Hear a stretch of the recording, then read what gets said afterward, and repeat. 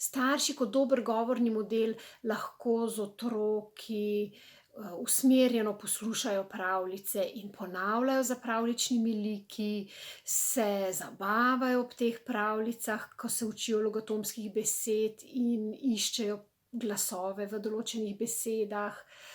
Predvsem pa so dejavnik, ki motivira za to, da je delo zabavno, ne tako suhoparno in zahtevno. Pravljice so namenjene otrokom med 3. in 8. letom starosti.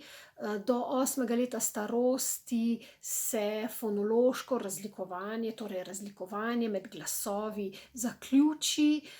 Otrok naj bi bil tudi artikulacijsko urejen, pred vstopom v šolo naj bi pravilno izgovarjal vse glasove maternega jezika in bil pripravljen za opismenjevanje, ki sledi v osnovni šoli.